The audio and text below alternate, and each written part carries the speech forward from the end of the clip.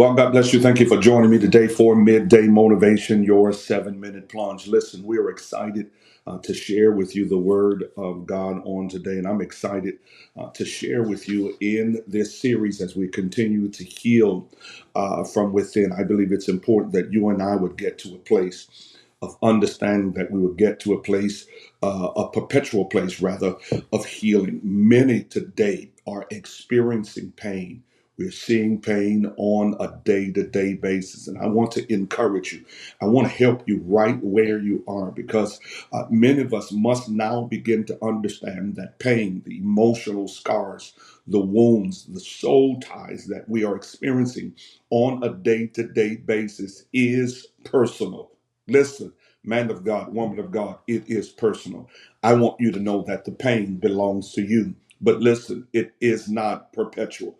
That means it does not have to be ever ending.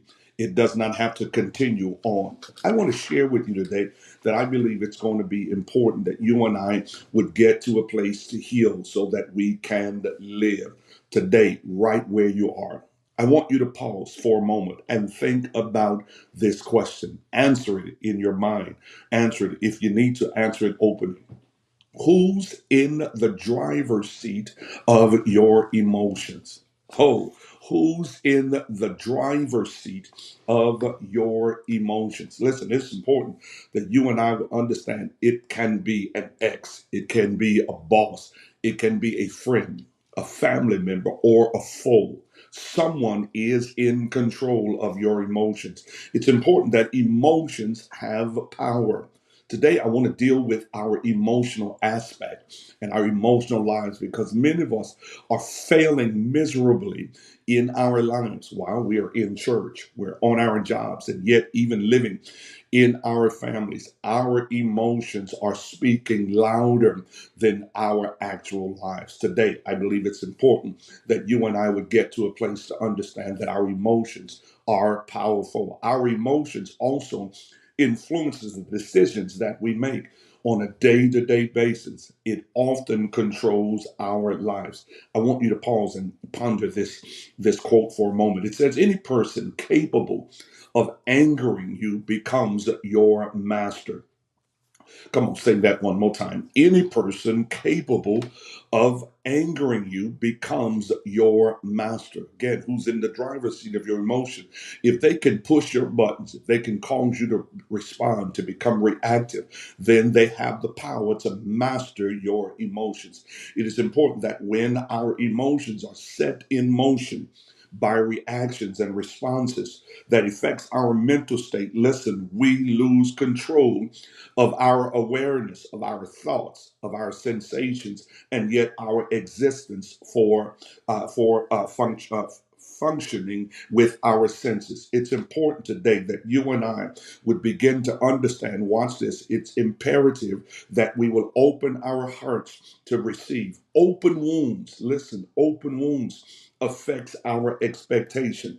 Anytime there is an open wound, we are often careful in a self-protective measure that we do not want to get hurt again. Many men and women, those who are living on a day-to-day basis, I see this every day in our office. Anytime there is an open wound, I'm reminded of my pain. I'm reminded of my scars. I'm reminded of my misery. It affects your expectation. How do you say that? It affects it because I'm not going to allow anybody else to hurt me the way the last person hurt you. That means there is an open wound there that must be closed today. Closed wounds, watch this, whenever a wound is closed, it never repeats the emotional cycles. Listen, today I want to help us because it's time to heal and live. 3 steps that I want to give you today that I believe is going to be important as we're sharing this on today. Step number 1, if we're going to heal so that we can live and understand, watch this, it's personal but not perpetual. Number 1, destroy invisible soul ties. Destroy invisible soul ties. I understand, watch this, healing is restorative. Healing, there is a healing process that even our bodies, natural bodies, go through. If you and I cannot destroy invisible soul wounds, It prevents us from healing. It prevents us from living. We're living in misery. We're living in discomfort. We're living in the pains of yesterday while the tomorrows are ready to embrace a new level of expectation. It cannot occur, watch this, if we fail to destroy invisible soul wounds. Watch this. You can never heal from what you are unwilling to come out of. I will say that again.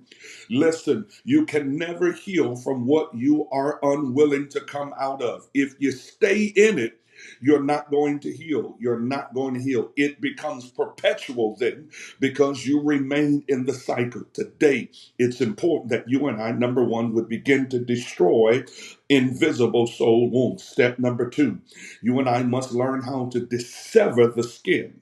Dissever the skin. In other words, the skin is the outer coating. It is the outer coating that protects everything internal, everything that we cannot see. Today, it's going to be important that number two, you and I will take the step. If we're going to heal so that we can live, the first thing that we have to do is destroy invisible soul wounds. Secondly, we have to dissever the skin, the outer coating that causes infection.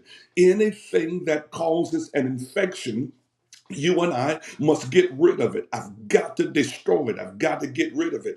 I've got to cut it off because if I fail to cut it off or cut it out, it continues to cause me to operate in the perpetual cycle of emotional, mental, as well as physical abuse. Today, it's important that, watch this, soul wounds are indicators that one can run from the covering without recovering. I'll say that again. Soul wounds are indicators that one cannot run for the covering when they're running to recover. If I'm going to continue to try to recover, I cannot keep running back to a covering, a soul wound, a thing that's infecting me emotionally. Today, it's important that you and I would dissever the skin, anything that causes an infection to my soul, my secret self. My soul is my secret self. Nobody knows the pain that I'm going through. The reason why many of us are still in this perpetual cycle is because we haven't removed the infection that is in our soul. I want to encourage you and motivate you as I move to this third point. Kill the infection, dissever it, cut it off. If it does not cause you to become healthy, get rid of it emotionally. Listen, you don't have to sexually be involved with someone to dissever it. You can be emotionally involved in it. Listen today, I'm going to help somebody.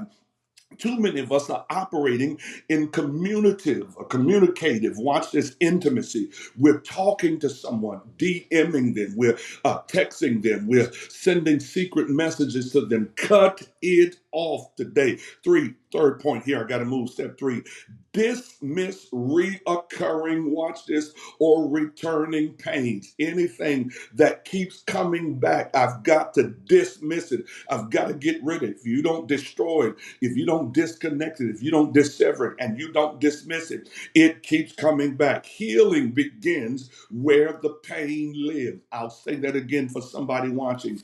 Healing begins where the pain lives. If you fail to evict it, it continues to birth new generations and new cycles, new pains and new misery. Today, it's time to dismiss reoccurring pains. If it keeps coming back and it keeps infecting me, it keeps causing invisible soul wounds today, you're never going to heal and you're never going to live if you continue to operate. Listen, I titled it today, It's Personal, Not Perpetual. The reason why it's personal, it's because it's for you. My pain is not your pain. Your pain is not my pain. Everybody goes through pain, but I thank God that it is not perpetual. Today, you can heal and live. You've got to dismiss some things. You've got to destroy those invisible wounds, and then you've got to dissever the skin, the outer coating. Just because it looks right on the outside doesn't mean it's healthy for you. Today, I pray that this motivated you.